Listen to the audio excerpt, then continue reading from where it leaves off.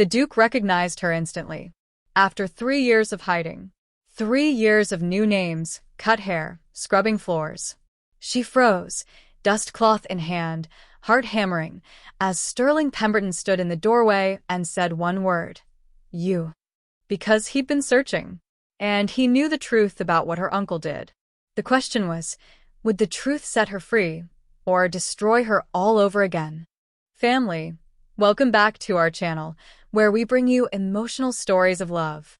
Because in truth, love and death cannot be escaped. No one can say when, how, or where. It's never too early or too late. If you're new to this channel, make sure to subscribe and hit the notification button right now so you don't miss what happens next. And if you're one of our returning viewers, thank you so much. We appreciate you. Now, stay with us to the end of the story. Leave a comment with your thoughts and like this video. Let's continue. The thing about being invisible was that you had to believe it yourself first. Grace, she was Grace Mitchell now, had learned that lesson the hard way.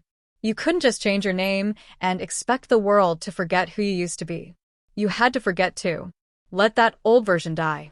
Stop flinching when you saw your reflection. Stop expecting someone to call you by a name that didn't exist anymore. She'd gotten good at it. 3 years good. She kept her eyes down when she walked through Blackwood Hall's servant corridors. Kept her voice soft when Mrs. Chin gave her assignments. Kept her hands busy so no one asked questions about why a 32-year-old woman with a college degree was scrubbing baseboards for $15 an hour. The other staff didn't ask much. That was the beauty of this kind of work. Everyone had a story they weren't telling. The guy who managed the Vineyard had done time for something he wouldn't specify. The woman who ran the kitchen had escaped an ex-husband who'd put her in the hospital twice. Mrs. Chun, the head housekeeper, had left Hong Kong 30 years ago and never went back. Grace fit right in. Another ghost. Another person rebuilding from wreckage. She'd been at Blackwood Hall for 2 weeks. It was the kind of place that made you feel small just by existing in it.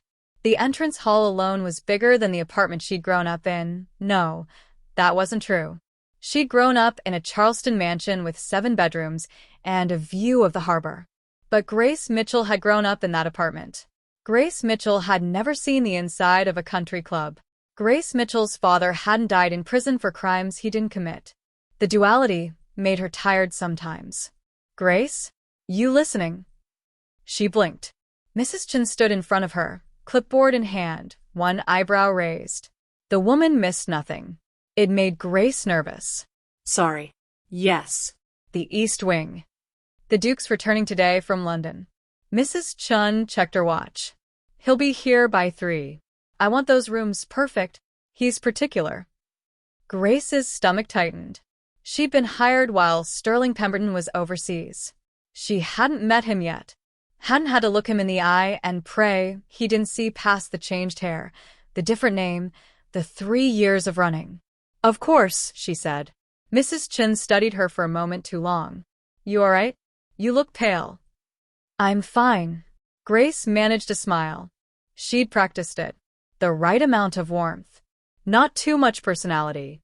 Not memorable. Just want to make a good impression. He's fair, Mrs. Chin said. Doesn't treat staff like they're beneath him. You'll see. That was almost worse. Grace could handle cruel. Cruel was easy to hate. Fair and kind? That made lying harder. She spent the morning in the Duke's private wing. The room smelled like expensive cologne and old books. His study had floor-to-ceiling shelves, a desk that probably cost more than she'd made in the last year, and windows overlooking the vineyard that stretched toward distant mountains. She'd been in rooms like this before. In another life. When she was Celeste Harper and people listened when she talked, and her last name meant something other than scandal and shame. Her father used to have a study like this. Before her uncle destroyed everything. Grace pressed her palms against her eyes. Don't think about it. That woman was dead. That life was gone. This was survival. This was. You missed a spot. She spun. Her heart slammed against her ribs. A man stood in the doorway. Tall. Dark hair with silver at the temples. Sharp jawline. Expensive suit that fit like it was made for him, because it probably was. Gray eyes that seemed to catalog everything about her in 2 seconds flat. Sterling Pemberton, Duke of Blackwood Hall. The man who'd tried to save her father's company the week before everything fell apart. The man who'd met her once, 3 years ago, at a charity gala she barely remembered. He was staring at her like he'd seen a ghost. Her voice came out wrong. Too high. She cleared her throat, dropped her gaze to the floor. Be invisible. Be forgettable. I'm sorry, Your Grace. I didn't hear you arrive. Silence. Heavy and suffocating. She kept her eyes down, gripped the dust cloth so hard her knuckles went white. He didn't know. He couldn't know. She'd changed her hair, cut the long waves short and natural, lost weight, wore different clothes, became someone else entirely. Look at me. It wasn't a request. His voice was quiet but firm, the kind of voice that expected obedience because it was used to receiving it. Grace's hands shook. She forced them still, forced herself to lift her head, forced her expression into something neutral and blank. His eyes locked on hers. Gray. Intense. Searching. She watched recognition hit him like a physical thing. His whole body tensed. His jaw tightened. Something flickered across his face. Shock, maybe, or disbelief, before he controlled it into stillness. Celeste. The name landed like a punch. She felt the air leave her lungs. Felt 3 years of careful invisibility shatter around her. I don't. She took a step back. Another. Her spine hit the bookshelf. I think you have me confused with someone else. My name is Grace Mitchell. No. He moved closer. Not threatening. Just certain. It's not. Her pulse hammered in her throat. He was going to expose her. Call Mrs. Chun. Demand to know why she was working under a false name. Maybe call the police. Maybe. I've been looking for you, he said quietly. That stopped her. What? For 3 years. His voice was rough. I've been looking everywhere for Celeste Harper. And you've been here for 2 weeks, scrubbing floors in my house. She couldn't breathe right. I don't know what you're talking about. Your father. Don't. The word came out sharp. Desperate. She pressed back harder against the bookshelf, like she could disappear into it. Please. Just don't. He studied her. Really looked. His gaze moved over her face, her hair, her hands still clutching the dust cloth. She watched him piece it together. The weight loss. The exhaustion. The fear. You think I'm going to hurt you, he said finally. I think you're going to tell everyone who I am. Her voice cracked. And I can't go back to that. Being her. Being the daughter of. Your father was innocent. The words hung between them. Grace stared at him. What? Richard Harper didn't embezzle from his clients. Sterling's expression was intense. Certain. Your Uncle Marcus did. He framed your father. I have proof. The room tilted. Grace grabbed the bookshelf to stay upright. That's not. You can't. I can. And I do. He pulled something from his inside jacket pocket. An envelope. He held it out. Financial records. Digital trails. Witness statements from 3 employees who helped Marcus move the money. I've been building the case for 2 years. I was going to take it to the FBI next month. She looked at the envelope like it might explode. Why? Because your father partnered with mine on a preservation project in 1998. Because he was a good man who mentored me when I was starting out. Because I proposed a business deal with him the week before the scandal broke, and I knew something was wrong with the numbers. But I wasn't fast enough. By the time I started investigating, he was already. Sterling's jaw tightened. I was too late to save him. But I could still clear his name. Grace's legs gave out. She slid down the bookshelf until she was sitting on the floor, envelope clutched in shaking hands. Her father. Innocent. Proof. Why were you looking for me? She whispered. Because you disappeared. No trace. No social media. No credit cards. Your mother thought you were dead. He crouched in front of her. I level now. I had investigators searching. But you didn't want to be found. My mother thinks I'm dead? She hoped you weren't. But yes. Most people assumed you'd. He stopped. I'm sorry. She'd done that. Made her mother believe she might be gone. Because running felt safer than facing the wreckage of who she used to be. The evidence, she managed. Is it real? Yes. Would it hold up in court? I believe so. I have lawyers ready to file. But I needed to find you first. You're a material witness. You knew both your father and uncle. You might have seen things without realizing their significance. Grace laughed. It came out bitter and broken. I saw my uncle at my father's funeral. He hugged my mother and cried. He gave the eulogy. The entire time, he was the one who killed him. I know. Sterling's voice was soft. I'm sorry. She looked down at the envelope. 3 years. She'd spent 3 years running from a truth she thought was permanent. 3 years believing her father was guilty. 3 years carrying his shame like it was hers. Why are you telling me this? She asked. You could have exposed Marcus without me. I could have. But you deserve to know. And he paused. You deserve the choice. Whether to come forward. Whether to reclaim your name. Whether to let the world know Celeste Harper exists. I don't know if she does anymore.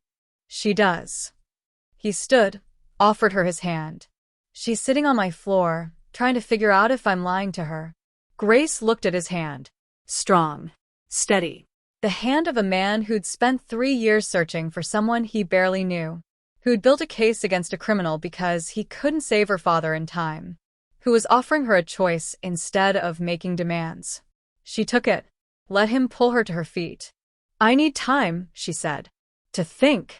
To process. I can't just. I understand. He released her hand, but didn't step back. They stood too close in the expensive study with evidence of her father's innocence between them. You can stay here as long as you need. Under whatever name you want. I won't tell anyone who you are. That's your decision. Why? She searched his face. Why do you care? Something flickered in his eyes. Guilt. Grief. Something else she couldn't name. Because I failed your father. I won't fail you too. The words settled into her chest. Heavy and real and terrifying. Because believing him meant hope. And hope was the most dangerous thing she'd carried in 3 years. I should get back to work, she said quietly. Grace. She looked up at him. Yes. Whatever you decide, you're safe here. I promise you that. She wanted to believe him. God, she wanted to believe him. But Celeste Harper had learned the hard way that promises from powerful men were just pretty words that shattered when it mattered. Grace Mitchell knew better than to trust anyone. But standing in the Duke's study, envelope of evidence burning in her hand, she wondered if maybe, just maybe, she could learn to try. Family, if you watched this story up to this point, it means it moved you. Leave your thoughts and tell me where you are watching from in the comment, and make sure to like and hit the subscribe button if you haven't. Smash the hype button now if you found value in this content. It really helps my channel. If this story touched your heart today, consider leaving a super thanks. Your support helps me keep creating these emotional stories for you, and every single contribution, big or small, means the world. Thank you for being part of this journey. The envelope stayed under Grace's mattress for 2 days. She couldn't bring herself to open it. Every time she reached for it, her hand stopped. Because reading it meant deciding. And deciding meant risking everything she'd built in 3 years of survival. Grace Mitchell was safe. Grace Mitchell didn't have expectations. Grace Mitchell scrubbed floors and kept her mouth shut and went unnoticed. Celeste Harper had been noticed. And it had destroyed her. She worked her shifts carefully. Kept her distance from the Duke's wing when possible. Mrs. Chin seemed puzzled by her sudden requests to swap assignments, but didn't push. The estate was big enough that avoiding one person, even the Duke, was manageable if you tried hard enough. Except Sterling Pemberton wasn't making it easy. The second morning, she found an envelope slipped under her door. Inside, a note in precise handwriting. You're allowed to be afraid. Take your time. S. The third morning, another note. Your mother's number if you want it. No pressure. The fourth morning, the offer stands. Whenever you're ready. Grace crumpled that one in her fist. Then smoothed it out. Read it again. The man was relentless in the quietest possible way. On the 5th day, Mrs. Chen caught her, wiping down the same section of banister for the third time. Grace. My office. Now. Grace's stomach dropped. She followed the head housekeeper down the narrow staff corridor, trying to calculate how fast she could pack her bag if she was being fired. Where she'd go next. Maybe Atlanta again. Maybe further. Mrs. Chen closed the office door. Gestured to the chair. Sit. Grace sat. The Duke asked me to reassign you permanently to the East Wing. Mrs. Chen's expression was neutral, but her eyes were sharp. Assessing. Away from his private quarters. He said you seemed uncomfortable working near him, and he wanted to respect that. Oh. Grace's throat tightened. He was giving her space. Letting her hide. Even though it was his house. I told him, Mrs. Chen continued, that you're one of my best workers. Detail-oriented. Punctual. Quiet. That moving you would be inconvenient for me. She paused. He said he'd make it worth the inconvenience. Whatever that means. Grace stared at her hands. I don't want special treatment. Then stop whatever this is. Mrs. Chen's voice wasn't unkind, but it was firm. I don't know what happened between you two. Don't care. But you've been jumpy as a cat for 5 days, and he's been leaving you notes like some kind of, she waved her hand. I don't know what. So either tell me you want to be reassigned and I'll do it, or pull yourself together and do your job. I'm sorry. Don't apologize. Decide. Mrs. Chen leaned back in her chair. The Duke's a good man. Best employer I've had in 30 years. He doesn't play games with staff. So if something happened, it wasn't manipulation. But if you need to leave, I'll give you a good reference. Your choice. Grace looked up, met the older woman's eyes. Saw something there, understanding maybe. Or just the tired wisdom of someone who'd seen too many people run from things that scared them. I don't want to leave, Grace said quietly. Then stop hiding. It's not that simple. It never is. Mrs. Chen stood. Go take your lunch break. Clear your head. You're not useful to me like this. Grace walked out into the October afternoon. The estate grounds were beautiful, rolling hills, the vineyard stretching toward mountains, gardens that probably looked stunning in spring. She found herself walking toward the rows of grapevines without meaning to. The harvest was over. The vines looked bare and vulnerable. Workers moved between rows, doing whatever it was you did to prepare for winter. Grace didn't know. She'd grown up around country clubs and charity galas, not agriculture. They're Cabernet Franc. She turned. Sterling stood a few feet away, hands in his pockets, looking at the vines instead of her. He wore jeans and a work jacket. Looked more like the Vineyard manager than the Duke. I wasn't following you, he said. I work out here most afternoons. But I can leave if... No. The word came out before she thought about it. You don't have to leave. He nodded. Didn't move closer. Just stood there, giving her space, waiting. Grace wrapped her arms around herself. I got your notes. I know. You didn't respond. I didn't know what to say. Leave me alone would have worked. She almost smiled. Would you have?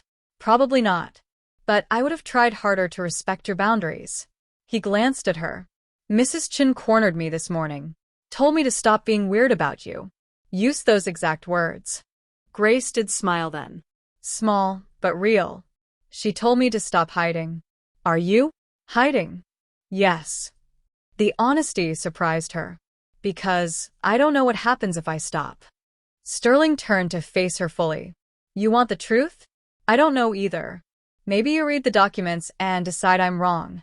Maybe you think I manufactured them somehow. Maybe you decide clearing your father's name isn't worth the exposure. Maybe you hate me for not acting sooner, and you walk away. He paused. But you'll know. Whatever you decide, you'll know the truth instead of wondering. What if the truth doesn't change anything? My father's still dead. My life is still. She gestured vaguely. This. Then at least you won't be carrying his guilt anymore. You can grieve him as the man he was instead of the criminal the world said he was. The words hit something deep in her chest. She'd been carrying that weight so long she'd forgotten what it felt like without it. I'm scared, she admitted. I know. Not just of the truth. She stopped. Started again. You've been looking for me for 3 years, building this case. And now I'm here, and you're being so—" She couldn't find the word. "Careful," he offered. "Kind." She met his eyes. "People aren't kind to me without wanting something. I don't want anything from you, Celeste. Except maybe a chance to make this right." "Stop calling me that." "Why?" "Because that's not who I am anymore." "Isn't it?" He took a step closer. Not invading her space, just closing the distance slightly. "You can change your name. Cut your hair. Work jobs you're overqualified for. But the woman who stood up at her father's trial and testified about his character? Who visited him in prison when everyone else abandoned him? Who disappeared rather than let her mother watch her fall apart? That woman is still you." Tears pricked her eyes. She blinked hard. That woman believed he was guilty. That woman believed the evidence she was shown. "That's not the same thing." "Feels the same." "I know." His voice was soft, rough around the edges. "I've spent 3 years believing I could have saved him if I'd just looked closer. Just been faster. I know what guilt feels like." Grace looked at him, really looked, saw the lines around his eyes, the silver in his hair, the way he held himself like he was always braced for impact. "Why did you really search for me?" she asked. "I told you. The real reason. Not the guilt. Not the obligation." She held his gaze. "Why, Sterling?" He was quiet for a long moment. The wind moved through the bare vines. Somewhere in the distance, a worker laughed at something. "Because I met you once," he said finally. "At that gala in Charleston. You were across the room, talking to someone about a restoration project at some historic house. You were so—" He stopped. "Tried again." "Alive." "Passionate. You talked with your hands, and you laughed, and you made everyone around you lean in to hear what you'd say next. And I remember thinking that the world needed people like you in it." Grace's breath caught. "Then everything happened," he continued. "Your family collapsed. Your father died. "And you vanished." And I kept thinking about that woman at the gala who made the whole room brighter just by being in it. Wondering where she went. If she was okay. If anyone was looking for her." He paused. "So I looked." She couldn't speak. Couldn't process what he'd just said. That he'd remembered her from one conversation 3 years ago. That he'd built an entire investigation around finding someone he barely knew. "That's insane," she whispered. "Probably. You don't even know me." "No." "But I'd like to." He didn't look away. "If you'll let me." The words hung between them. An offering. A possibility. Terrifying and tempting in equal measure. Grace took a breath. "I want to read the documents." Sterling nodded. "When?" "Now." "Before I change my mind." "Okay." He gestured toward the main house. "My study." "No." "Somewhere." She looked around. "Somewhere else. Somewhere that doesn't feel like your world." He thought for a moment. "The Vineyard office. It's small. Nothing fancy. Just a desk and filing cabinets. We use it during harvest." "Perfect." They walked through the rows of vines in silence. The office was exactly as he described, plain, functional, dusty from disuse. Sterling pulled 2 chairs up to the desk while Grace stood near the window, trying to steady her breathing. He set the envelope on the desk. "The same one from 5 days ago. Take your time. I'll stay if you want. Or I can leave." "Stay." She didn't know why she said it. Just knew she didn't want to be alone for this. Grace opened the envelope with shaking hands. Inside, bank statements, emails, depositions from employees, digital forensic reports. Everything organized with tabs and highlighted sections. She started reading. 3 hours later, she set down the last page. Her hands were steady now. Her face was wet. Sterling sat across from her, silent, letting her process. "He really was innocent," she said. Voice hoarse. "Yes. My uncle stole $30 million. Framed my father. Let him die in prison." She looked up. "And he's been living in Charleston this whole time. Playing golf. Attending the same charity galas where everyone whispered about my father the embezzler." "Yes." Something cold and sharp settled in Grace's chest. Not quite anger. Something harder. Clearer. I want him destroyed, she said quietly. Sterling's expression didn't change. Then let's destroy him. Grace stood, walked to the window. The sun was setting over the vineyard, painting everything gold and red. Beautiful. Peaceful. Everything her life wasn't. If we do this, she said, everyone will know I'm alive. They'll ask questions. Want interviews. My mother will. Her voice broke. I know. I'll have to be Celeste Harper again. Or you could be both. The woman who survived and the woman who fights back. He stood. Came to stand beside her at the window. Close but not touching. You don't have to do this. I can take the evidence to the FBI. Keep your name out of it. You could stay Grace Mitchell if you want. She turned to look at him. Could I? Technically, maybe. But it would be another kind of hiding. Yes. Grace looked back at the sunset. Thought about her mother in Savannah. Her father's grave she'd never visited. 3 years of running. 3 years of believing she deserved nothing better than disappearing. I'm tired, she said quietly. I know. Not physically. Just tired of being afraid. Of carrying shame that isn't mine. Of living half a life, because I think that's all I'm allowed. Sterling didn't say anything. Just waited. My father was innocent, Grace said. Stronger now. And I'm going to make sure everyone knows it. Okay. And then I'm going to visit his grave. And I'm going to call my mother. And I'm going to stop being sorry for existing. Good. She looked at him. Really looked. At the man who'd spent 3 years searching for someone he barely knew. Who'd given her space when she needed it and pushed when she was drowning. Who was offering her justice without demanding anything in return. Why are you so nice to me? She asked. His smile was small. Sad. Because someone should be. The simplicity of it broke something open in her chest. She reached out. Touched his hand. Just her fingers against his. Testing. He didn't pull away. Just turned his hand over. Let her palm rest against his. They stood there as the sun set. The Duke and the woman pretending to be a servant. Both of them broken in different ways. Both of them trying to figure out how to fix things that maybe couldn't be fixed. But maybe, just maybe, they could try together. The FBI field office in Richmond was nothing like Grace expected. She'd imagined something from a movie. Glass towers, serious agents in dark suits, that sterile government building smell. Instead, it was a bland office park 20 minutes outside the city. Beige carpet. Fluorescent lights. Could have been an insurance company. Sterling held the door for her. She walked through, carrying 3 years of evidence in a leather portfolio that probably cost more than her car used to. Used to. Past tense. Because Grace Mitchell's 2010 Honda had died in Atlanta 2 years ago, and she'd never replaced it. Celeste Harper had driven a BMW her parents bought for her 21st birthday. She'd left it in Charleston when she disappeared. She didn't know who she was supposed to be walking into this building. You okay? Sterling asked quietly. No. Wanna leave? She looked at him. He wore a suit today, charcoal gray, perfectly tailored. The Duke showing up for official business. But his eyes were concerned. Gentle. Ready to walk out if she said the word. No, she said again. Let's do this. The receptionist made them wait 15 minutes. Grace sat in an uncomfortable chair, hands folded in her lap, trying not to think about the last time she'd been in a federal building. Her father's trial.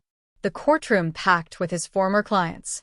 The prosecutor's opening statement that painted Richard Harper as a monster who'd stolen retirements and college funds and life savings. She'd sat behind him, watching his shoulders curve forward under the weight of it.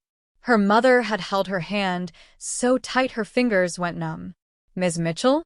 Mr. Pemberton. Grace looked up.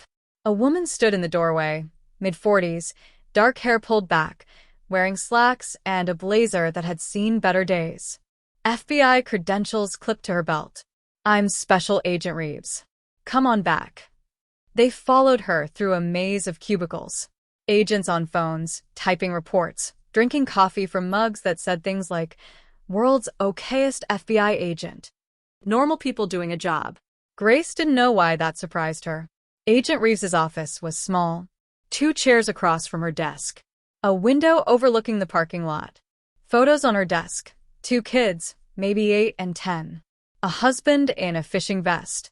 So, Reeves sat, gestured for them to do the same.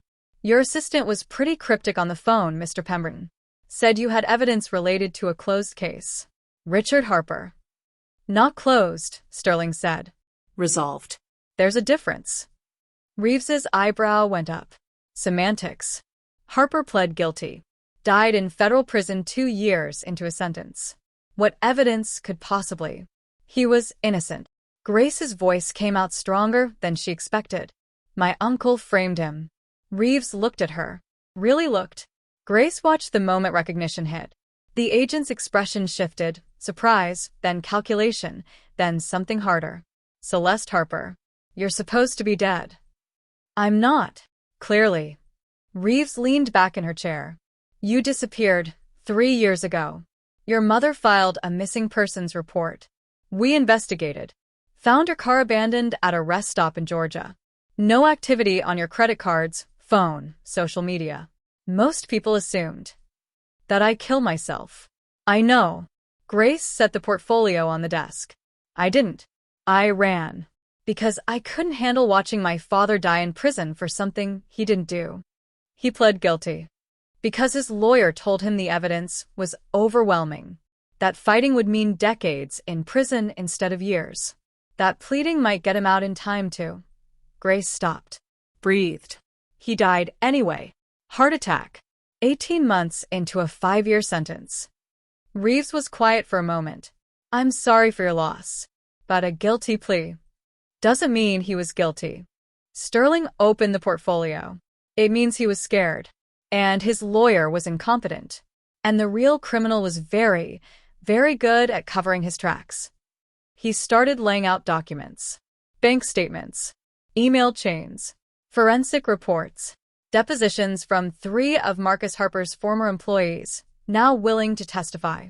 Grace watched Reeves's expression change as she read. Skepticism shifting to interest. Interest to concern. Where did you get this? Reeves asked. I hired a private investigative firm. Started digging 3 years ago. Sterling's voice was calm. Professional. Marcus Harper was careful, but not careful enough. He moved money through shell companies, offshore accounts, dummy corporations. Made it look like Richard was the one doing it. But the digital trail, when you know where to look, points back to Marcus every time. Reeves picked up an email. Read it. Set it down. Picked up another. These employees, why didn't they come forward during the original investigation? Fear, Sterling said. Marcus threatened their families.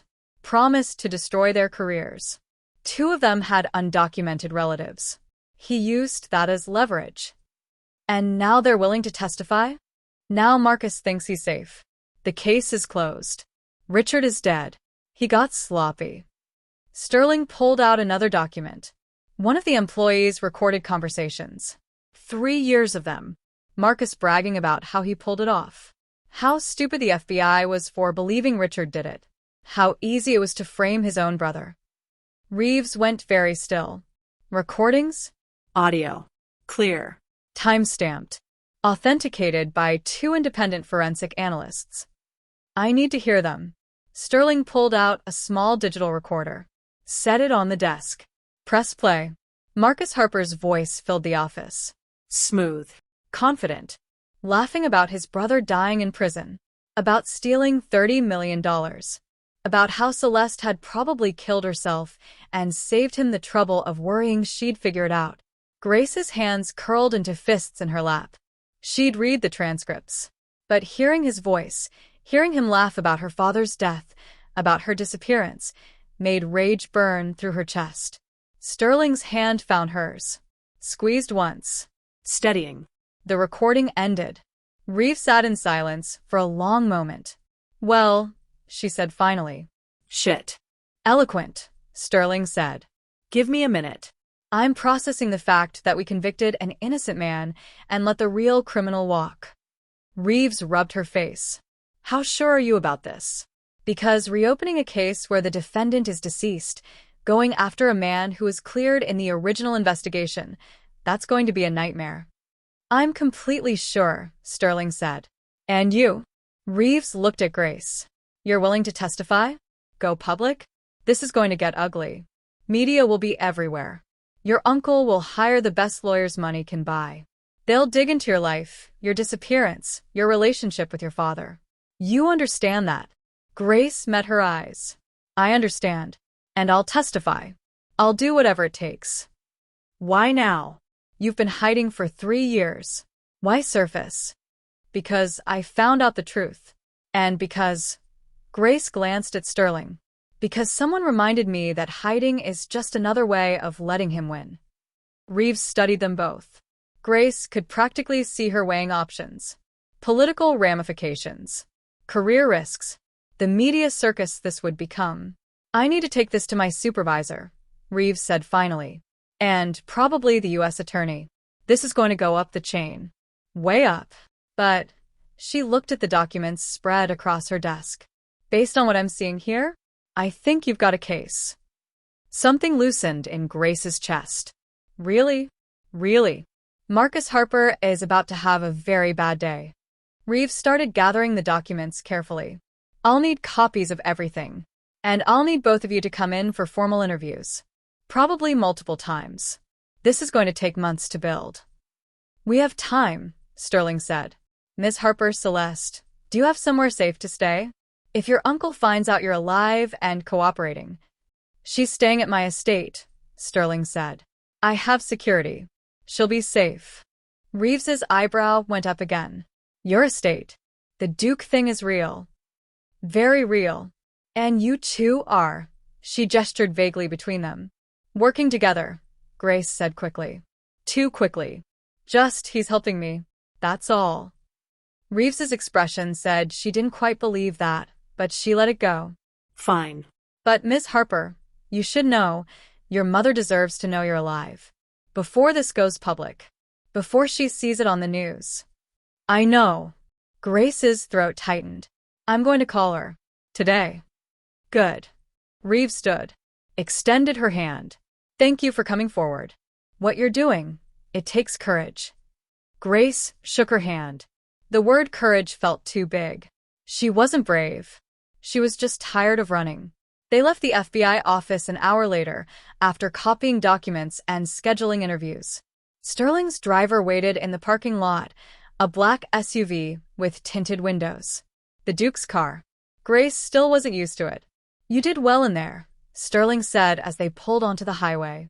I thought I'd panic. Freeze. Run. But you didn't. No. I didn't. She looked out the window. Virginia countryside rolled past. Trees turning gold and red for fall. Beautiful. Normal. Everything her life wasn't. Do you want to call your mother now? Sterling asked gently. Or wait. Grace pulled out the phone Sterling had given her yesterday. New number. Clean. No history. She'd entered one contact so far. Her mother's number from the note Sterling had left under her door. Now, she said, before I lose my nerve. Would you like privacy? I can have Thomas pull over. No. Stay. She didn't want to be alone for this. Sterling nodded, said something to the driver. The SUV kept moving. Grace stared at the number on her screen. 3 years. She'd let her mother think she might be dead for 3 years. She pressed call before she could think about it more. It rang once. Twice. 3 times. Grace's heart hammered against her ribs. Hello. Her mother's voice. Cautious. Confused. Not recognizing the number. Mom. Grace's voice cracked. It's me. Silence. Long enough that Grace thought the call had dropped. Then, Celeste? Yeah, Mom. It's Celeste. She heard her mother's breath catch. Then a sound that might have been a sob. Or a laugh. Or both. Oh my God. Oh my God. Baby, where are you? Are you okay? I thought. Catherine Harper's voice broke. I thought you were gone. I thought I'd lost you too. Tears streamed down Grace's face. I'm sorry. I'm so sorry. I couldn't. I didn't know how to. Are you safe? Are you hurt?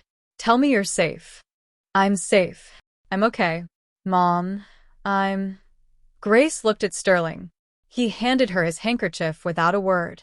She wiped her eyes. I'm in Virginia. And Mom, there's something you need to know. About Daddy. About what really happened. What do you mean? He was innocent. Uncle Marcus framed him. We have proof. The FBI is reopening the investigation. Another long silence. When Catherine spoke again, her voice was different. Harder. Marcus did this? Yes. That son of a... Catherine stopped. Breathed. Tell me everything. Grace did. All of it. The evidence. Sterling's investigation. The meeting with Agent Reeves. Her decision to testify. Her mother listened without interrupting. When Grace finished, Catherine was quiet for a long moment. I want to see you, she said finally. Please. Can I see you? Yes. Of course. Grace looked at Sterling. He nodded. I'll come to Savannah. Tomorrow if you want. Tomorrow. Yes. Please. Catherine's voice wavered. Celeste, honey, are you really okay? 3 years you've been... surviving. I've been surviving. But Mom, I'm ready to do more than survive now. Good. That's good, baby. Catherine paused. This man helping you? The Duke. Can you trust him? Grace looked at Sterling. He stared out his own window, giving her the illusion of privacy. But his jaw was tight, like he was braced for her answer. Yes, Grace said quietly. I think I can. Then I'll trust him too, because you have good instincts. You always did. They talked for another 10 minutes, made plans, promised to never go 3 years without talking again. When Grace finally hung up, she felt wrung out. Empty, but lighter somehow. Thank you, she said to Sterling. For what? The phone. The handkerchief. Not listening even though you definitely heard everything. His mouth quirked. I tried not to eavesdrop. You failed. Completely. He turned to face her. How are you feeling? Terrified. Relieved. Like I just jumped off a cliff and I don't know if I'm falling or flying. That's a good description of what we just started, actually. Grace laughed. It came out shaky but real. What happens now? Now we go back to Blackwood Hall. You rest. Tomorrow we drive to Savannah. You see your mother. Then we come back and prepare for war. War. Marcus Harper isn't going to go down quietly. He has money, connections, lawyers. When he finds out you're alive and the FBI is investigating him, he's going to fight. Sterling's expression was serious. It's going to get ugly. I know. He's going to try to discredit you. Claim you're unstable. That you're working with me because he stopped. Because what? Because there's something between us. And using that against us would be an obvious strategy. Grace's pulse jumped. There's nothing between us. Isn't there?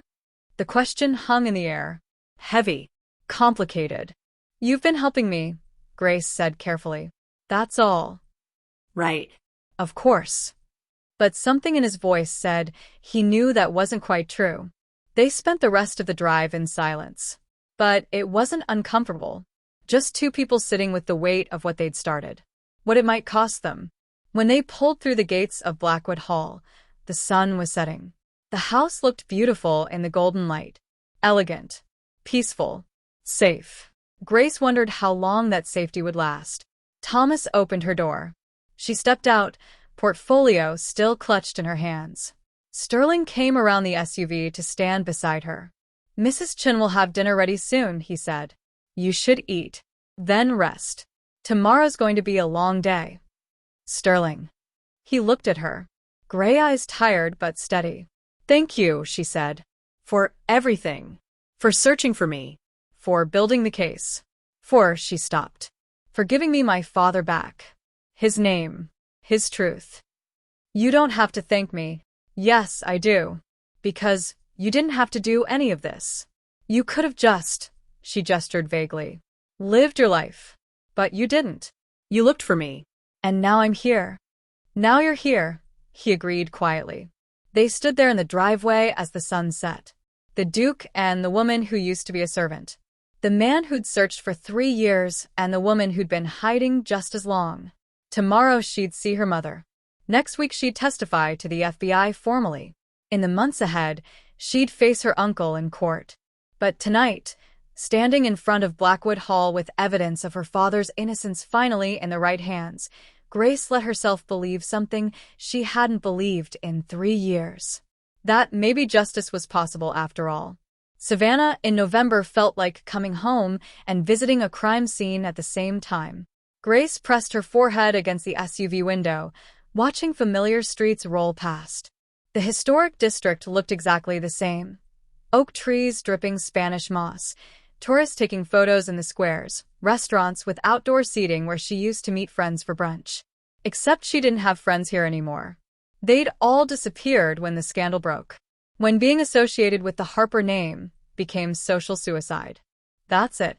The blue one. Thomas pulled up to a small apartment building on the edge of the historic district.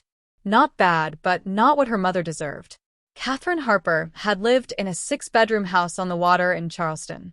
Now she had a 1-bedroom walk-up with neighbors who played music too loud. Sterling touched her arm. Do you want me to wait in the car? No. She wants to meet you. Thank you herself. Grace looked at him. He'd dressed down today, jeans, navy sweater, leather jacket. Trying not to look like a duke. It almost worked. Is that okay?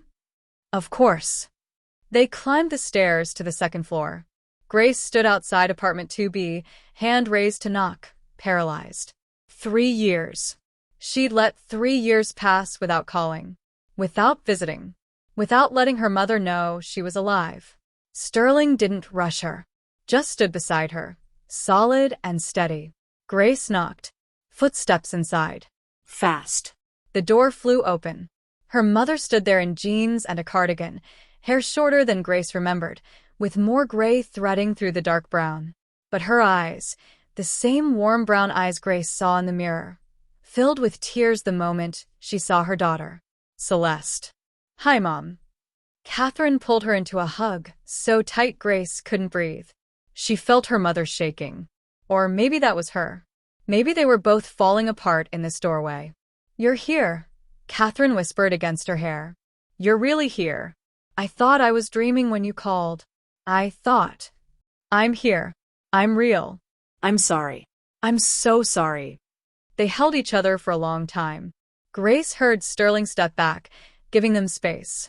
When Catherine finally pulled away, she kept her hands on Grace's shoulders like she was afraid her daughter might disappear again. Let me look at you.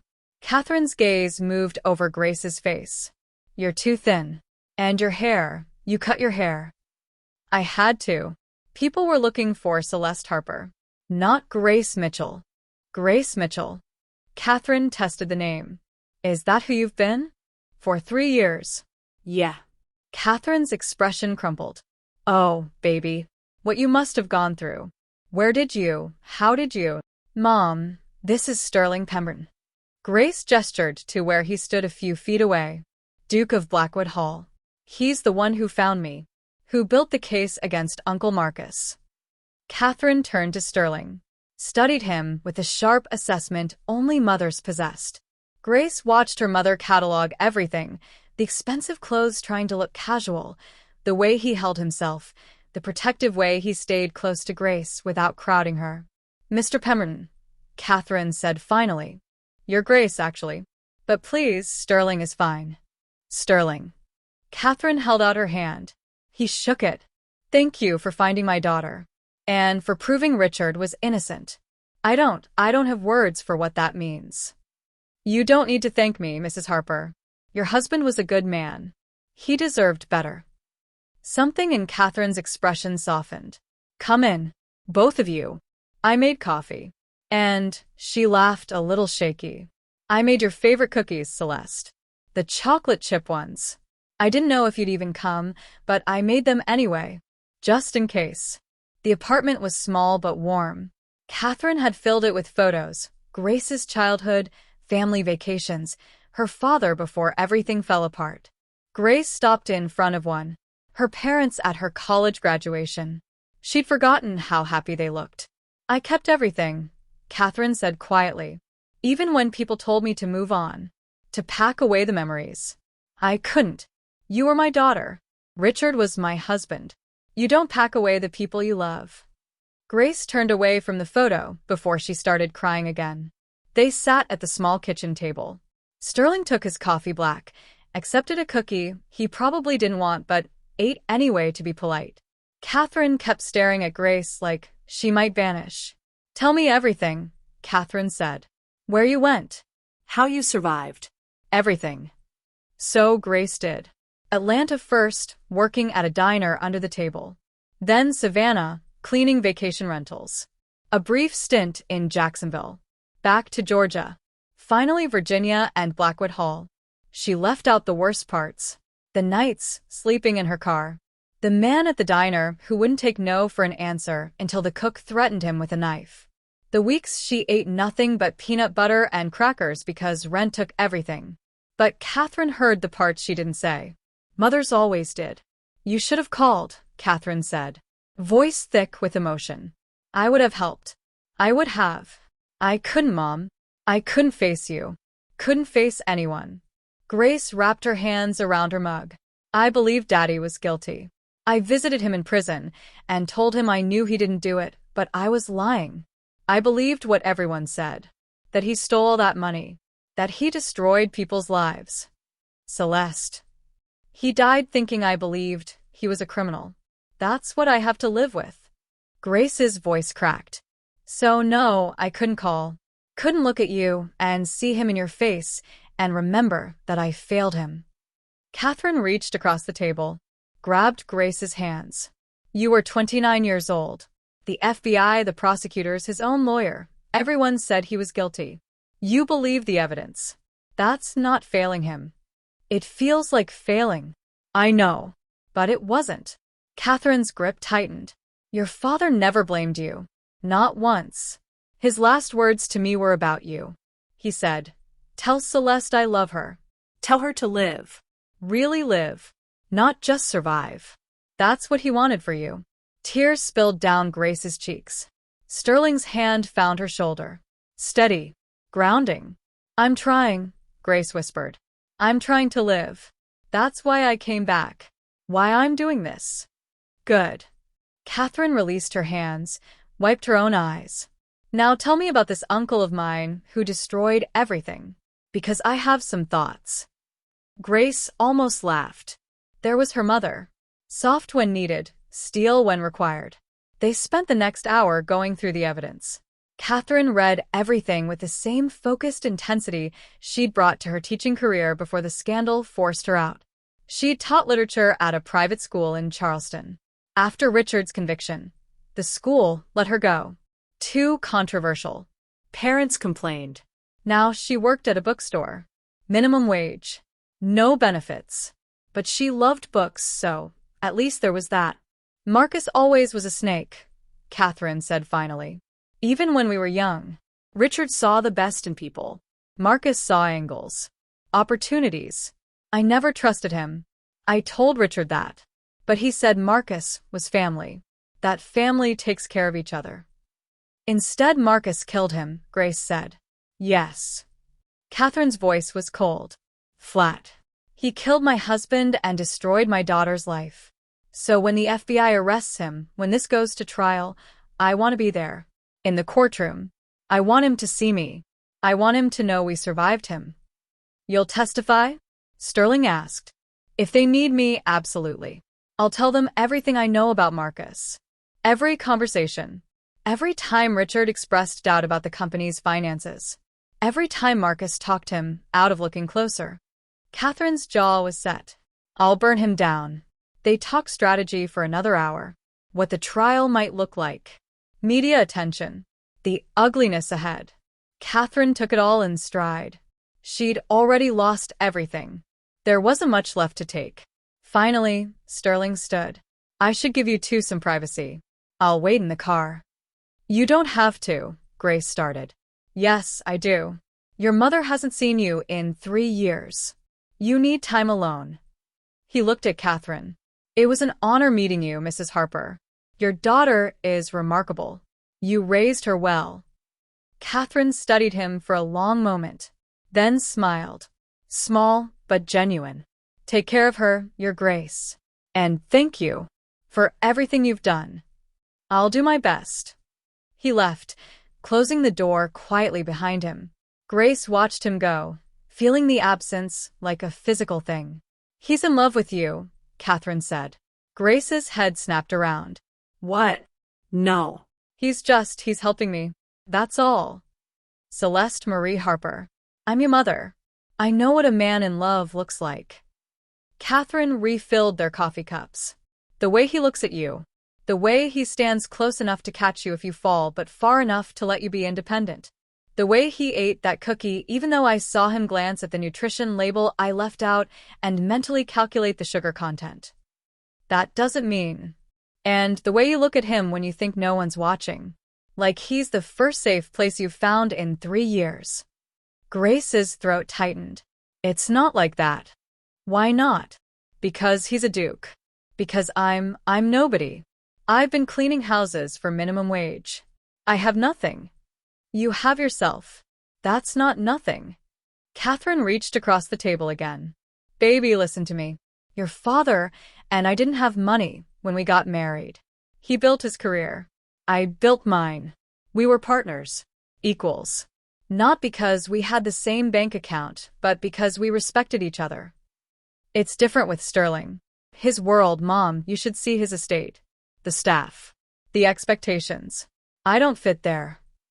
Did he say that? No. But then stop deciding for him what he wants. If he spent 3 years searching for you, building a case, keeping you safe, that's not obligation. That's not guilt. That's a man who sees something worth fighting for. Grace pressed her palms against her eyes. I can't think about this right now. The trial. Marcus. Getting Daddy's name cleared. That's what matters. Okay. Catherine's voice was gentle. But Celeste? When the trial is over. When Marcus is in prison and your father's name is restored and you can finally breathe again, don't run from the good things too. You've been running from the bad for 3 years. Don't forget how to recognize the good. They talked until the sun started setting. Made plans for Catherine to visit Blackwood Hall. For Grace to help her mother pack up and move somewhere better once the settlement money came through, because Sterling assured them there would be a civil suit, and Marcus would pay for what he'd taken. When Grace finally left, Catherine hugged her again. Held on tight. I love you, Catherine whispered. I never stopped. Not for 1 second. I love you too, Mom. And Celeste? Your father would be so proud of you. For surviving. For fighting back. For coming home. Grace nodded, throat too tight for words. Then she walked down the stairs to where Sterling waited. He was leaning against the SUV, scrolling through his phone. Looked up when she approached. How'd it go? Good. Hard. But good. Grace climbed into the back seat. Sterling followed. Thomas started the engine without being asked. They drove in silence for a while. Grace watched Savannah disappear behind them. Another city in her past. But this time, she was leaving with something instead of running away from everything. Your mother's impressive, Sterling said. Yeah. She is. She raised a good daughter. Grace looked at him. He was staring out the window, but something in his profile was soft. Unguarded. She thinks you're in love with me, Grace said before she could stop herself. Sterling went very still. Does she? I told her she was wrong. Were you lying? The question hung between them. Grace's pulse thundered in her ears. I don't know, she admitted. I don't know what this is. You and me. This, whatever we're doing. Sterling turned to face her. What do you want it to be? I don't know that either. A month ago, I was scrubbing your floors. Now I'm living in your house, using your lawyer, preparing to testify against my uncle using evidence you spent 3 years gathering. I don't know what's real and what's just. She gestured helplessly. Gratitude. Or trauma bonding. Or maybe it's real, Sterling said quietly. Maybe I spent 3 years looking for you because guilt and obligation don't make you search that hard. Maybe you're not just someone I'm helping. Maybe you're someone I can't stop thinking about. Grace's breath caught. Sterling. You don't have to say anything. I'm not asking for anything. You have enough to deal with. The trial. Your mother. Rebuilding your life. I get that. He paused. But I'm not going to pretend this is just me being helpful. I'm not that good of a liar. What are you saying? I'm saying when this is over, when Marcus is in prison and you're free and you've figured out who you want to be, if there's any part of you that thinks maybe we could be something more than the Duke and the woman he found, I'd like to try. Grace stared at him, at the man who'd given her back her father's name, who'd made her mother cookies just to be kind, who'd spent 3 years searching for someone he barely knew because he couldn't stand the thought of her being lost. I'm scared, she whispered. I know. Not of you. Of wanting something good. Because every time I've wanted something good in the last 3 years, it disappeared. I'm not going anywhere, Celeste. I promise you that. She wanted to believe him. God, she wanted to believe him. Instead of answering, she reached across the seat, found his hand, laced her fingers through his. Sterling's breath hitched. He squeezed her hand gently. They sat like that the whole drive back to Virginia. Not talking, just holding on. When they pulled through the gates of Blackwood Hall, the house was lit up against the dark. Warm. Welcoming. Safe. Thomas opened the door. Grace stepped out, still holding Sterling's hand. He looked down at their linked fingers, back up at her face. Whatever happens, she said quietly, thank you. For all of it. You keep thanking me. Because I don't know how else to, she stopped. Tried again. Because you gave me my life back. And I don't know how to repay that. You don't repay it. You just live it. Sterling's thumb traced across her knuckles. That's all I want. For you to really live. Mrs. Chen appeared in the doorway. Your Grace. Grace. Dinner's ready when you are. Sterling released her hand. We should eat. Yeah. We should. But neither of them moved. They stood in the driveway, the space between them crackling with everything unsaid. Finally, Sterling stepped back. Come on. You must be starving. They walked into the house together. The Duke and the woman who was supposed to be dead. Both of them trying to figure out what came next. Both of them starting to hope that maybe, just maybe, next could be something worth staying for. The call came 3 weeks later, on a Tuesday morning when Grace was trying to pretend she knew what she was doing in Sterling's library. She'd moved out of the servants' quarters 2 weeks ago. Sterling had insisted, said it was ridiculous for her to stay there when the guest wing had 6 empty bedrooms. Mrs. Chen had raised an eyebrow but said nothing. The other staff whispered, but not where Grace could hear. She was living in the Duke's house. As his guest. Not his employee. Not his, whatever else they might be. They hadn't talked about the conversation in the car. The hand-holding. The admission that this was more than gratitude or obligation. They'd fallen into a careful dance instead. Dinners together. Walks through the vineyard. Late nights in the library where he worked and she read, and neither of them acknowledged how domestic it felt. Grace was reviewing depositions when her phone rang. Agent Reeves. We're moving, Reeves said without preamble. Arrest warrant approved. We're picking up Marcus Harper tomorrow morning. 6 a.m. Grace's stomach dropped. Tomorrow? The U.S. attorney didn't want to wait. Too much risk, he'd get wind of the investigation and run. We're hitting him fast. Reeves paused. You should know, this is going to be news. Big news. Duke helps prove dead man's innocence has a nice ring to it. Media's going to be everywhere. I understand. Do you? Because your face is going to be on every news channel. Your story. Your disappearance. Reporters are going to camp outside wherever you're staying. They're going to dig into your relationship with Mr. Pemberton. They're going to make this a circus. Grace looked around the library. Floor-to-ceiling books. Leather chairs. The quiet wealth of a world she used to belong to. A world that had chewed her up and spit her out once already. I can handle it, she said. Can you? Because running to another state with a new name is also an option. We have your deposition. We have the evidence. You don't have to be the face of this if you don't want to. The old Grace, the one who'd fled Charleston 3 years ago, would have taken that option. Would have disappeared again. Stayed safe in the shadows. But Celeste Harper was tired of shadows. "I'll be there," Grace said. "When you arrest him, I want to be there." "That's not. I want him to see me. I want him to know I survived. That we all survived." Reeves was quiet for a moment. "Okay. Meet us at the Charleston Police Department. 5 a.m. We'll coordinate from there." Grace hung up, sat in the leather chair, staring at nothing. Tomorrow. Marcus would be arrested tomorrow. And everything she'd been hiding from for 3 years would become public. "Grace?" She looked up. Sterling stood in the doorway, still in his work clothes from the Vineyard. Dirt on his jeans. Hair messy. He looked more real like this than in his suits. "They're arresting Marcus tomorrow," she said. "It's happening." He crossed the room, sat in the chair across from her. "How are you feeling?" "Terrified." Relieved. "Like I might throw up." "That's normal." "Is it? Does this happen to you often? The whole destroying your criminal uncle thing?" His mouth quirked. "First time, actually. But I imagine it would feel like that." Grace laughed. It came out shaky. "Reeves said the media is going to be everywhere. That my face will be on every news channel. That they'll dig into." She gestured between them. "Us. "Whatever this is. And I don't know what to tell them when they ask." Sterling leaned forward, elbows on his knees. "What do you want to tell them?" "I don't know. That you helped me? That you're—" She stopped. "What are you, Sterling? My benefactor? My friend? What do you want me to be?"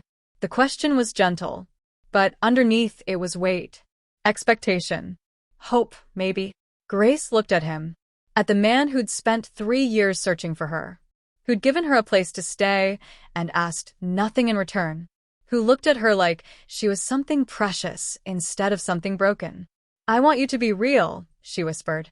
Not just the Duke who saved me. Not just the man trying to fix his guilt. I want you to be real." "I am real, Celeste.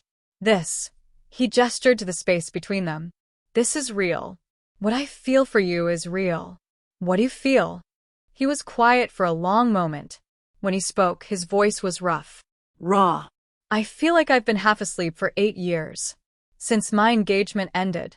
Since I became Duke and let the title swallow everything else. And then I met you at that gala, and for 5 minutes I felt awake. And then you disappeared, and I spent 3 years trying to find that feeling again. Trying to find you." He paused. "And now you're here. In my house. In my library. And I'm awake again. And it terrifies me, because I don't know what I'll do if you leave." Grace couldn't breathe. "Sterling. You don't have to say anything. I'm not trying to pressure you. You have enough pressure. Tomorrow your uncle gets arrested. Next month the trial starts. You're rebuilding your life. I get that." He stood. Started to walk away. "I just wanted you to know. So when the reporters ask, you can tell them whatever you want. But you'll know the truth." "Wait." He stopped. Turned back. Grace stood. Crossed the space between them. They were close now. Close enough that she could see the gold flecks in his gray eyes. Close enough to feel the heat of him. "I'm not good at this," she said quietly. "Trusting people. Believing in good things. Letting myself want something without waiting for it to disappear. I know. But I want to try. With you." "I want to." She took a breath. "When the reporters ask, I want to tell them you're the man I'm falling for. If that's okay." Something shifted in Sterling's expression. Relief. Joy. Wonder. "That's more than okay." "Yeah. He raised his hand slowly. Gave her time to pull away. When she didn't, he cupped her face gently. Thumb tracing her cheekbone. "Can I kiss you?" Grace's heart hammered against her ribs. "Yes." He kissed her softly. Carefully. Like she was something that might break. But Grace was tired of being careful. Tired of holding back. She pressed closer, wound her arms around his neck, kissed him like she meant it. Sterling made a sound low in his throat. Pulled her closer. The kiss deepened. Became something desperate and hungry and real. When they finally broke apart, both breathing hard, Sterling rested his forehead against hers. I've wanted to do that for weeks, he admitted. Why didn't you? Because you weren't ready. And I'd wait years if that's what you needed. Grace's throat tightened. I don't want you to wait years. No. No. She stopped. Tried again. I want this. You. Us. Whatever that looks like. Sterling pulled back enough to look at her. Even with the media circus? The trial? Your uncle trying to destroy your credibility. Especially with all that. Because if I have to face it, I'd rather face it with you than alone. He kissed her again. Softer this time. Sweet. Then you won't be alone. I promise. They stood in the library, holding each other, until Mrs. Chen knocked on the door to announce dinner. They pulled apart reluctantly.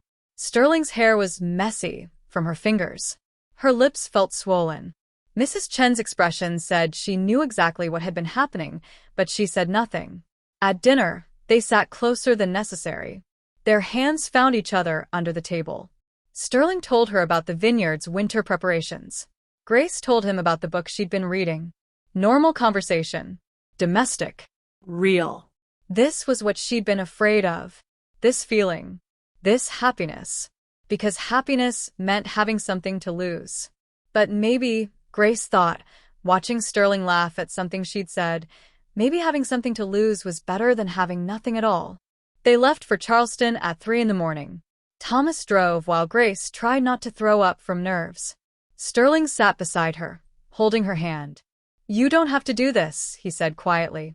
You can change your mind. I'm not changing my mind. Okay, but if you do... Sterling. She squeezed his hand. I'm not running anymore. Remember? He nodded, brought her hand to his lips, kissed her knuckles. I'm proud of you. You know that. For what? For being brave.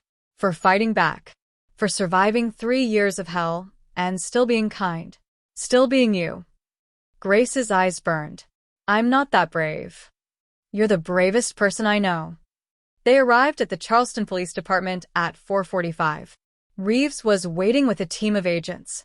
She looked Grace up and down, jeans, sweater, hair pulled back. Grace had dressed carefully. Wanted to look strong. Capable. Not like the broken girl who'd fled this city. Ready? Reeves asked. Ready. They went over the plan. Marcus lived in a gated community in Mount Pleasant. Big house. The one he'd bought with money stolen from his brother's clients. The FBI would coordinate with local police. Knock on the door at exactly 6 a.m. Arrest him before he could call his lawyers. Grace and Sterling would wait at the police station. Watch from a distance. But Marcus would know. The agents would tell him, your niece is alive. She's the one who brought us the evidence. She's the reason you're finished. Grace wanted him to know. Wanted him to spend his first hours in custody thinking about the girl he'd tried to destroy. The girl who'd survived anyway. At 5:58, they gathered around a computer screen showing a live feed from body cameras. Grace watched agents approach Marcus's house. The fancy door. The perfectly landscaped yard. Everything bought with blood money. An agent knocked. Grace held her breath. The door opened. Marcus stood there in expensive pajamas, holding coffee, looking annoyed at being disturbed so early. Then he saw the badges. Grace watched the color drain from his face. Watched him try to close the door. Watched agents stop him. Watched them read his rights while he sputtered about lawyers and mistakes and how dare they. Marcus Harper. Agent Reeves's voice came through clearly. You're under arrest for wire fraud, embezzlement, money laundering, and conspiracy to defraud. Your niece, Celeste, sends her regards. Marcus's head snapped up. Celeste? That's impossible. She's very much alive and very much ready to testify. They cuffed him, led him out to a waiting car. Neighbors were starting to emerge, drawn by the commotion. Someone had their phone out filming. This would be on the internet within the hour. Grace watched Marcus stumble on the curb, watched an agent catch him, watched him fold into the back of the car, looking smaller somehow. Less powerful. Just a man. A criminal. Nothing more. How do you feel? Sterling asked quietly. Grace thought about it. About 3 years of running. 3 years of shame and fear and believing she deserved nothing better. 3 years of her uncle living free while her father rotted in prison. Free, she said. I feel free. By noon, it was everywhere. Grace's phone, the new one Sterling had given her, wouldn't stop buzzing. News alerts, social media notifications, messages from numbers she didn't recognize. Duke's secret investigation brings down Charleston financier. Embezzlement scandal reopened. Heiress returns from the dead. Celeste Harper. Where has she been? Sterling's PR team had prepared a statement. Short. Professional. Ms. Harper is grateful to law enforcement for their diligence. She looks forward to her father's name being cleared. She requests privacy during this difficult time. But privacy was impossible. By 3 p.m., reporters had found Blackwood Hall. They camped outside the gates with cameras and microphones. Mrs. Chun had to turn away 3 who tried to pose as delivery people. Grace watched from the library window, saw the news vans, the reporters doing stand-ups with the estate in the background. Duke Sterling Pemberton spent 3 years investigating, a reporter was saying. Sources say his relationship with Ms. Harper has grown close during her stay at his estate. Some are calling it a real-life Cinderella story. Grace turned away from the window. They're making it a fairy tale. Sterling looked up from his laptop. He'd been fielding calls all day, his lawyers, the FBI, family members who'd heard the news. What would you prefer they call it? The truth. That a criminal destroyed a family, and you helped prove it. That's not a fairy tale. That's justice.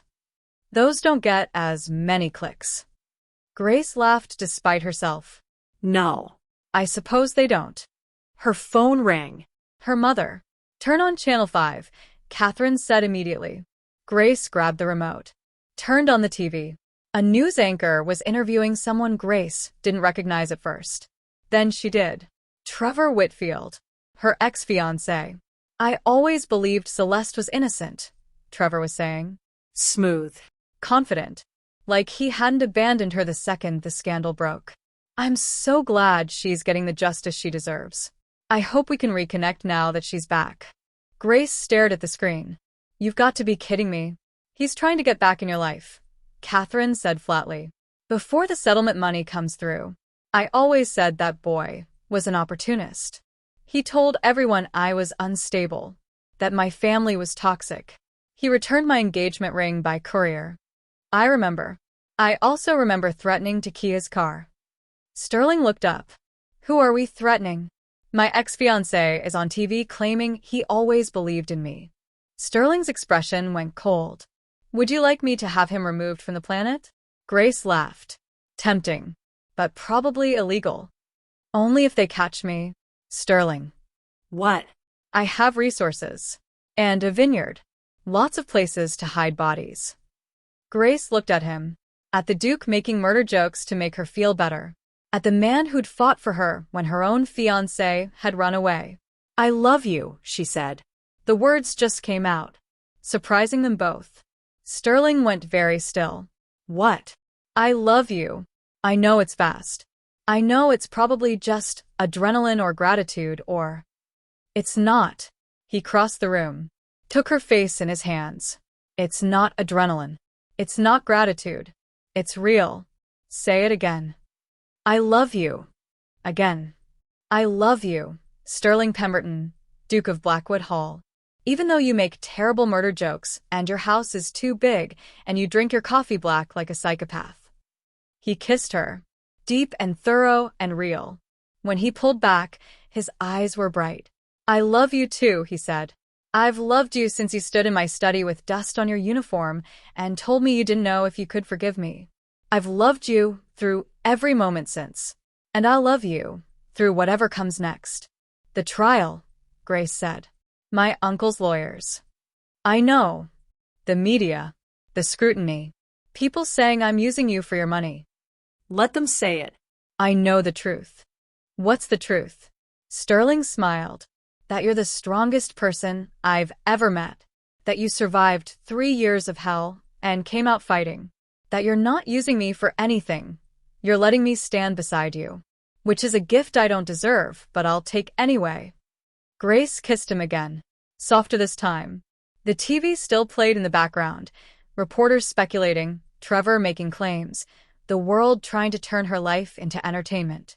But here in Sterling's library, with his arms around her and his heart beating steady against hers, Grace finally understood what her father had meant. Tell Celeste to live. Really live. Not just survive. This was living. Loving someone. Being loved in return. Fighting for justice. Standing up for truth. Refusing to hide. This was living. And God, it was terrifying and beautiful and real. Whatever happens next, Grace said quietly, we face it together. Okay. Together, Sterling agreed. Always. The trial started on a cold January morning, for months after Marcus Harper's arrest. Grace stood outside the federal courthouse in Charleston, Sterling beside her, watching reporters swarm. Her mother was somewhere behind them with Sterling's security team. Agent Reeves was inside, preparing to testify. The U.S. attorney had assured them the case was solid. Overwhelming evidence. Multiple witnesses. Marcus's own recorded confessions. But Grace's hands still shook. We can go in through the back, Sterling offered quietly. Avoid the cameras. No. Grace straightened her shoulders. She'd chosen her outfit carefully, navy suit, modest but professional. Her hair pulled back. Minimal jewelry. She wanted to look like the woman she was. Not the broken girl who'd run. Not the heiress who'd lost everything. Just Celeste Harper, telling the truth. I want them to see me, she said. I want everyone to see me. Sterling took her hand. Then let's go. They walked up the courthouse steps together. Cameras flashed. Reporters shouted questions. Celeste, how does it feel to face your uncle? Your Grace. Are you and Ms. Harper engaged? Celeste, do you blame yourself for your father's death? That one made her stumble. Sterling's grip tightened, keeping her upright. Keep walking, he murmured. Don't give them anything. They made it inside. Through security. Down the hallway to the courtroom. Grace saw her uncle's lawyers first, 3 of them, expensive suits, already spinning the narrative. Marcus Harper is the real victim. His disturbed niece has fabricated evidence, with help from her wealthy boyfriend. Then she saw Marcus. He sat at the defense table looking smaller than she remembered. Thinner. His hair had gone gray in 4 months. Prison didn't suit him. Good. Their eyes met across the courtroom. Grace didn't look away, didn't flinch, just stared at the man who destroyed her family until he was the one who broke contact. All rise. The judge entered. A woman in her 60s, stern expression, reputation for no-nonsense rulings. Judge Patricia Morrison. Grace had looked her up. Former prosecutor. No patience for white-collar criminals. Grace sat in the gallery with Sterling, her mother on her other side. Catherine's hand found hers. They sat like that through the opening statements. The prosecution laying out the case methodically. The defense claiming Marcus was innocent, that Richard Harper had actually committed the crimes and Marcus was being scapegoated posthumously. Grace's jaw ached from clenching it. The first witness was a forensic accountant. He spent 3 hours walking through money trails. Shell companies. Offshore accounts. Every dollar traced back to Marcus. The defense attorney tried to poke holes, but the accountant was unshakable.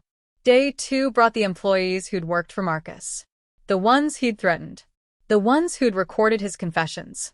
Grace watched the jury's faces as they listened to Marcus bragging about framing his brother. About stealing $30 million. About how stupid the FBI had been. One juror, a woman in her 50s, looked like she wanted to climb over the rail and strangle Marcus herself. Day 3, Agent Reeves testified. Professional. Thorough. She walked through the investigation. How Sterling had brought them the initial evidence. How they'd verified everything. How they'd arrested Marcus. And Miss Harper? The prosecutor asked. She cooperated fully? Completely.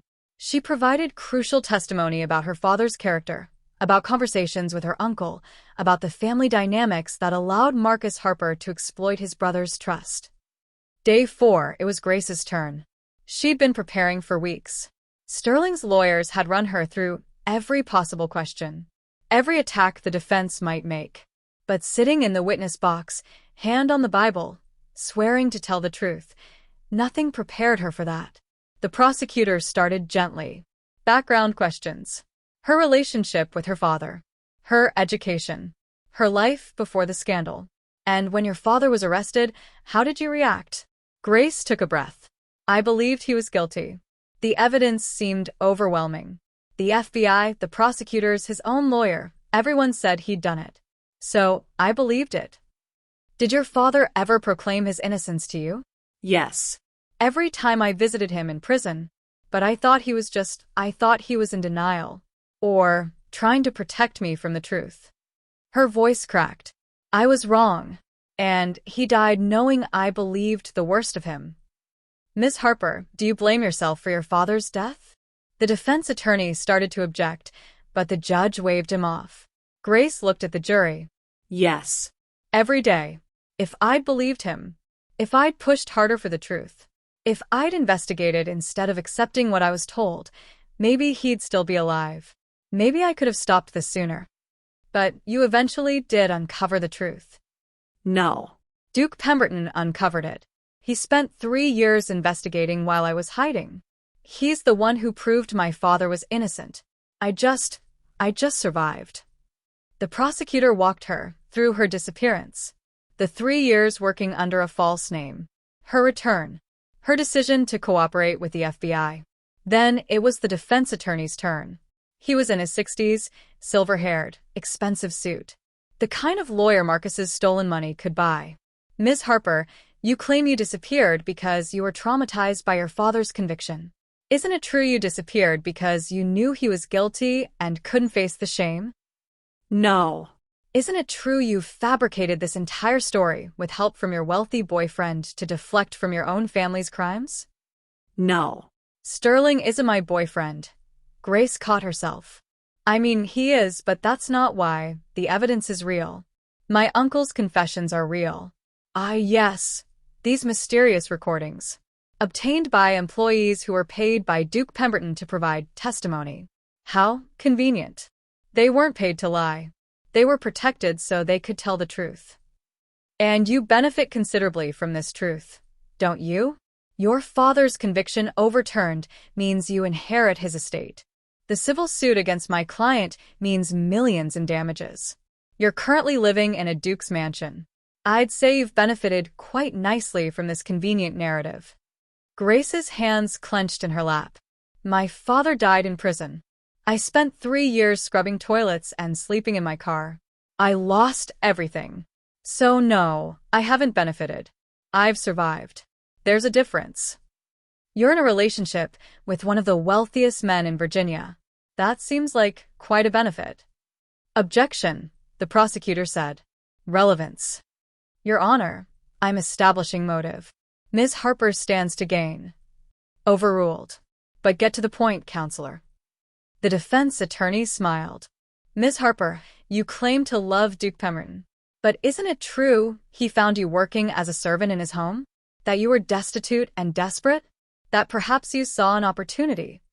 That's enough. Sterling's voice cut through the courtroom. He was on his feet.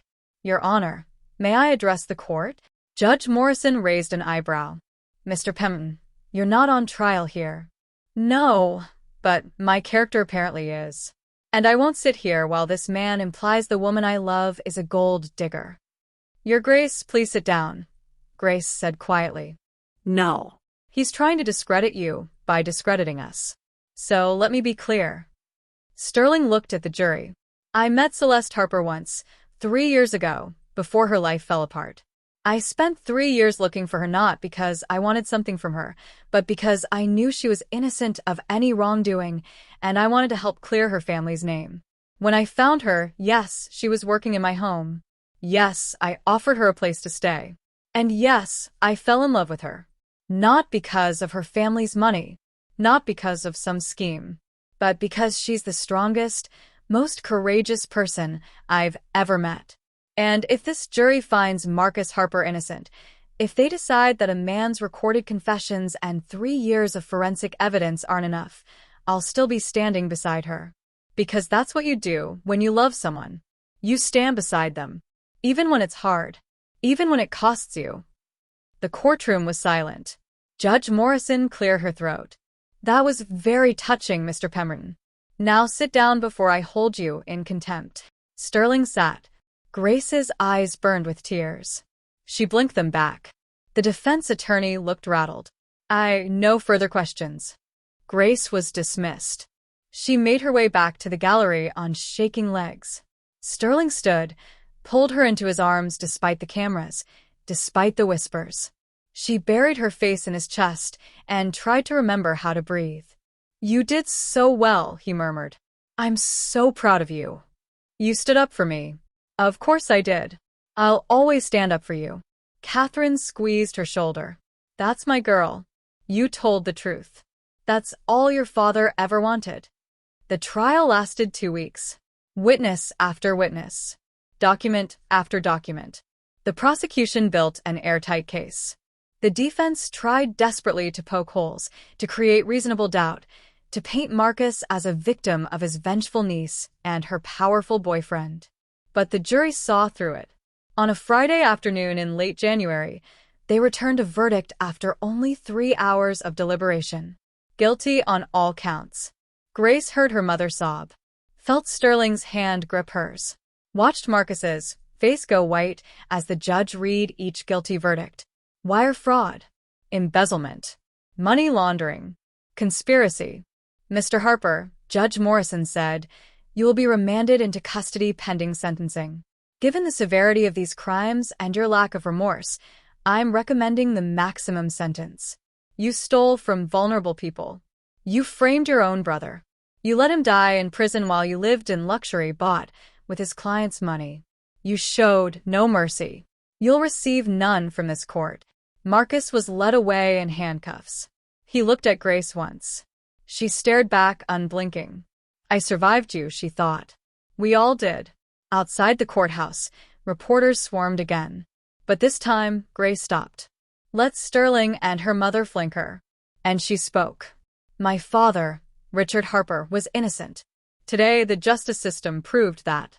Marcus Harper will spend the rest of his life in prison for what he did. My father won't come back.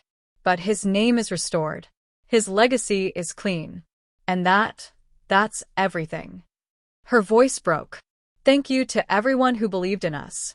To Agent Reeves and the FBI. To the prosecutors. And to Sterling, who never stopped searching for the truth even when it seemed impossible. My father once told my mother to tell me to really live, not just survive. Today, I'm finally ready to do that. She turned away from the cameras. Let Sterling guide her to the waiting SUV.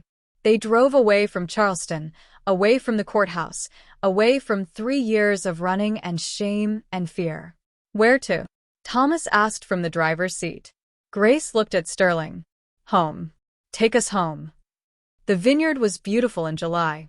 Grace stood on the terrace at Blackwood Hall, watching the sun set over rows of ripening grapes. The harvest would be good this year. Sterling was optimistic. He'd been teaching her about viticulture. She still didn't fully understand it, but she loved listening to him talk about bricks levels and terroir. She'd moved into the main house in March. Not the guest wing. Sterling's wing. His bedroom. His life. They'd stopped pretending they were anything other than what they were, partners. Equals. In love. Mrs. Chin had moved her things personally and said, about time. Grace had enrolled in a graduate program at the University of Virginia. Art history, like she'd always wanted. She was writing her thesis on estate conservation in the American South. Sterling kept joking that she was using his house as primary research. He wasn't wrong. Her mother had moved to a cottage on the Blackwood estate. The civil suit against Marcus had settled, $20 million in restitution. Catherine had insisted on putting half in trust for Grace. The other half she donated to organizations that helped families of wrongful convictions. Marcus was serving 30 years in federal prison. He'd be 90 when he got out. If he lived that long. Trevor had tried to reconnect. Grace had blocked his number. He'd sent flowers. She'd donated them to a nursing home. He'd shown up at the estate gates. Security had sent him away. Some things weren't worth a second chance. There you are. Grace turned. Sterling stood in the doorway, bow tie undone, jacket slung over his shoulder. He'd been at a charity gala in Richmond. Something about historic preservation. She'd skipped it, too tired from her museum internship to make small talk with donors. "How was it?" she asked. "Boring without you." He crossed the terrace, pulled her into his arms. "I spent the whole night answering questions about you instead of talking about preservation funding." "What did they ask?" "The usual. When's the wedding? Are you pregnant? Why haven't I made an honest woman out of you?" Grace laughed. "What did you tell them?" "That you're already an honest woman, and that the rest is none of their business." He paused. "But for the record, I'd marry you tomorrow if you wanted." Her breath caught. "Sterling, I'm not proposing. Not like this. I'm saying when you're ready, I'm ready. Whether that's tomorrow or 5 years from now or never. I'm not going anywhere." Grace looked up at him, at the man who'd searched for her when everyone else had forgotten, who'd given her back her father's name, who'd stood beside her through a trial and media scrutiny and her uncle's attempts to destroy her credibility, who'd taught her to trust again, to love again, to live again. "Ask me," she said quietly. "What?" "Ask me." "Right now." "Ask me to marry you." Sterling's eyes widened. "Celeste, I don't have a ring. I haven't planned anything. This terrace is nice, but it's not. I don't need a ring. I don't need a plan. I just need you asking me. So ask me." He cupped her face, gray eyes searching hers. "Are you sure?" "I've never been more sure of anything." Sterling smiled. That rare, beautiful smile that made him look younger. Unguarded. Real. He dropped to one knee on the stone terrace, still holding her hands. "Celeste Marie Harper, you walked into my life disguised as someone else, trying to hide from a past that wasn't your fault. And somehow, in the process of uncovering the truth, I uncovered something else, that I'd been waiting my whole life to find someone like you. Someone strong and brave and real. Someone who makes me better just by existing in my world. I love you. I've loved you since that first moment in my study when you looked at me with dust on your uniform and fear in your eyes and still somehow stood your ground. So yes, I'm asking. Marry me. Be my wife. Be my partner. Be my everything." Marry me." Tears streamed down Grace's face. "Yes." "Yes, of course yes." Sterling stood, pulled her into his arms, kissed her like they had all the time in the world. And they did. They had forever. When they finally pulled apart, both laughing and crying, Sterling said, "I really should have gotten a ring first. We'll get one tomorrow. Or next week. Or never. I don't care." Grace kissed him again. "I have everything I need right here. Everything. Everything that matters." They stood on the terrace as the sun finished setting, painting the vineyard gold and purple. The Duke and the woman who used to be a servant. The man who'd searched for 3 years and the woman who'd been hiding just as long. Both of them finally found. Both of them finally home. The wedding took place in the garden at Blackwood Hall on a perfect October afternoon. Small. Intimate. Just family and close friends. Grace wore her mother's wedding dress, altered to fit. Sterling cried when he saw her walking toward him. Catherine officiated. She'd gotten ordained online specifically for this. Agent Reeves came, brought her kids. Mrs. Chin supervised the entire thing with her usual efficiency. The Vineyard staff set up chairs and lights and made it beautiful. Grace's father wasn't there, but his picture was. On a table near the altar, beside flowers and a candle. During the ceremony, Grace looked at his photo and thought, "I lived, Daddy. I really lived." The vows were simple, honest. Sterling promised to stand beside her always. Grace promised the same. They exchanged rings. Hers had a sapphire because she'd said diamonds felt too expected. His was simple platinum because he didn't like flashy. When the officiant said, "You may kiss your bride," Sterling pulled her close and whispered, "Thank you for letting me find you." "Thank you for looking," she whispered back. They kissed. Everyone applauded. And Celeste Harper, now Celeste Pemberton, Duchess of Blackwood Hall, felt something she hadn't felt in 4 years. Complete. 3 years after the wedding, Grace finished her doctorate. Her dissertation on estate conservation won an award. She started consulting for historic properties, helping preserve Southern estates. Sterling joked that she was technically working for competitors. She laughed and told him to shut up. 5 years after the wedding, they welcomed a daughter, Eleanor Catherine Pemberton, named for Sterling's mother and Grace's. Ellie had her father's gray eyes and her mother's smile. Grace held her in the same library where Sterling had first handed her the envelope of evidence and thought about second chances, about how life could break you and remake you into something stronger. Marcus died in prison 7 years into his sentence. Heart attack. Grace felt nothing when her mother called to tell her. Just relief that it was over. Trevor sent a condolence card. Grace threw it away without reading it. 10 years after the trial, Grace stood in front of a university lecture hall teaching art history. Some of her students knew who she was, the woman who'd been dead for 3 years, who'd helped imprison her uncle, who'd married a duke. Most didn't care. They just wanted to pass the class. Grace preferred it that way. She came home to Blackwood Hall every evening. To Sterling, who still looked at her like she was magic. To Ellie, who was 5 now and insisted on helping in the vineyard. To her mother in the cottage, who'd started writing a memoir about wrongful convictions and family survival. To a life built on truth and justice and love. Sometimes, late at night, Grace still had nightmares. About her father in prison. About the years she'd spent running. About what would have happened if Sterling had never looked for her. But then Sterling would pull her close. Whisper that she was safe. That she was home. That she was loved. And Grace would believe him. Because the thing about surviving trauma wasn't that you forgot it happened. It was that you learned to carry it without letting it define you. You learned to build a life despite it.